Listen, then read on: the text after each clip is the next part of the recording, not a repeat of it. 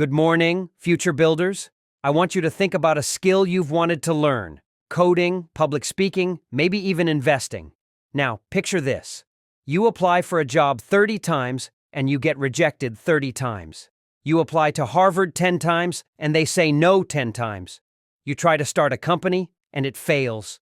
You try again and it fails again. Sounds like the end of the road, right? That was the actual beginning for a man named Jack Ma. Before he built the multi-billion-dollar empire Alibaba, he was known for being rejected.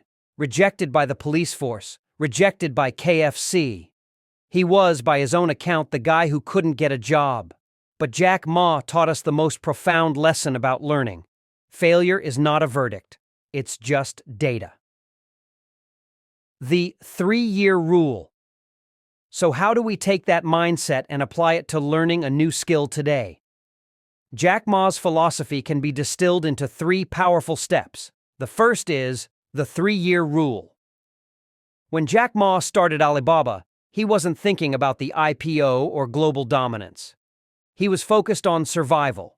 He knew that for anything to truly stick, a language, a software, a business model, it requires a non-negotiable commitment to the beginning phase. We often quit a new skill after 3 weeks because the initial pain of struggle is too high. Jack Ma tells us, give your new skill 3 years. Year 1. Focus only on survival. Just show up, learn the absolute basics, embrace being terrible. Year 2. Focus on building. Start applying it to real-world problems, get feedback, break things. Year 3. Focus on profit mastery.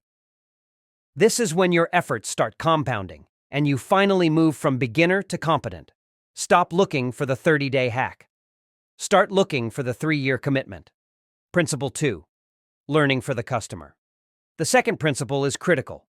Learn for the customer, not for the diploma. When Jack Ma was struggling, he wasn't learning new business models to impress investors. He was learning how to connect Chinese manufacturers with global buyers. He was focused entirely on solving their problem. When you learn a skill, stop learning concepts just to pass a quiz. Instead, ask, who is my customer, and how does this skill solve their pain point?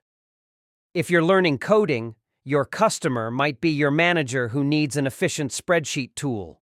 If you're learning Spanish, your customer might be your neighbor who you finally want to have a conversation with. Your motivation must be external.